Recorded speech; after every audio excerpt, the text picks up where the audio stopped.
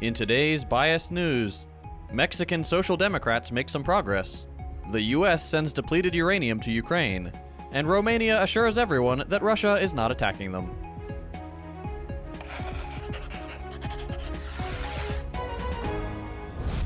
Claudia Sheinbaum, the physicist, environmentalist, and anti-neoliberal activist, is poised to succeed the current president Andrés Manuel López Obrador, her self-styled mentor, in the upcoming election next year. The former president and the party he represents, Morena, runs on big tent social democratic tenets which include social progressivism, environmentalism, particularly through public control of natural resources, and the strengthening of currently existing welfare programs.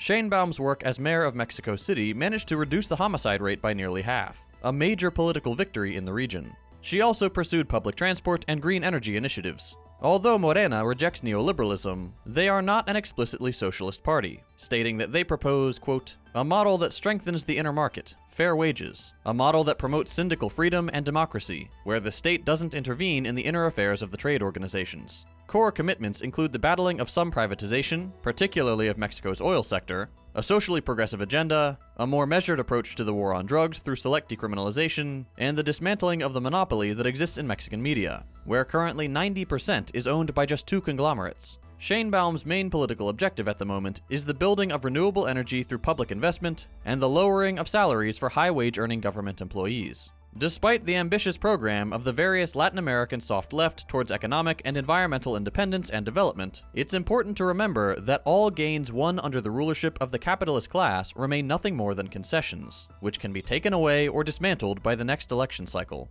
Unless political power rests solely in the hands of the working class, the bulk of political gains remains at the whims of the owners of capital. The Pentagon has unveiled a new security assistance package worth up to $175 million for Ukraine, marking the first time the U.S. is sending controversial depleted uranium ammunition for Abrams tanks to Kyiv. The announcement coincides with U.S. diplomat Antony Blinken's visit to Kyiv in a show of support for Ukraine's counteroffensive against Russian forces. This funding is part of a larger aid package, totaling over $1 billion, which includes more weapons and support for Ukraine's air defenses. The decision to provide depleted uranium ammunition has sparked controversy, with critics raising concerns about health issues associated with its use. Depleted uranium was previously used on many fronts, but most famously in Iraq and the NATO bombing of Serbia.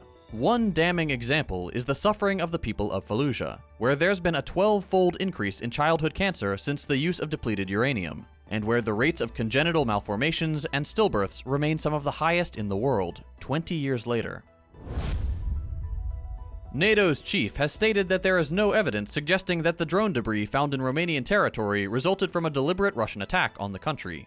Earlier reports had suggested that drones detonated in Romania during what was believed to be a Russian airstrike on a Ukrainian port across the Danube River. These attacks have escalated since July, when Russia ended an agreement that had effectively lifted a blockade on Ukraine's Black Sea ports.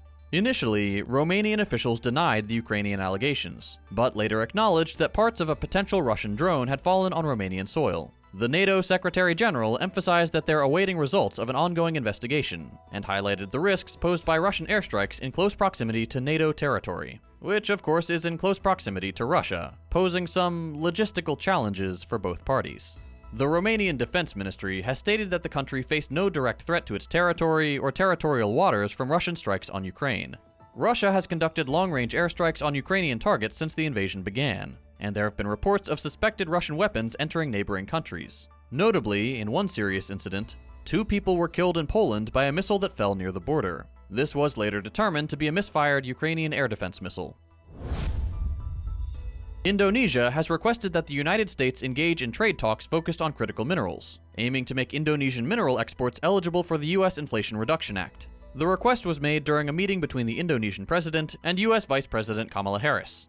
Indonesia, a country with significant nickel reserves, wants to become a major player in electric vehicle and battery production. They hope to establish a critical mineral agreement and utilize their involvement in the Indo-Pacific Economic Framework to qualify for green subsidies under the Inflation Reduction Act.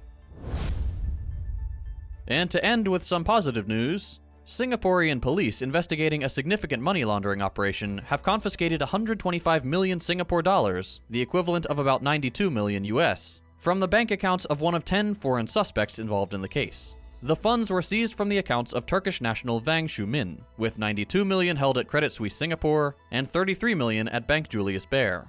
The total value of assets seized in the investigation now stands at 1.8 billion, with approximately 1 billion seized in previous raids. Authorities are still awaiting information from 5 additional unnamed financial institutions. The seized assets include various items such as gold bars, designer handbags, jewelry, properties, and luxury cars. This money laundering operation has surprised Singapore and raises questions about potential loopholes in its financial system. That's all for today. We'll be back on Monday with more news. If you'd like to see longer episodes with more in-depth analysis, consider becoming a patron so we can grow and expand.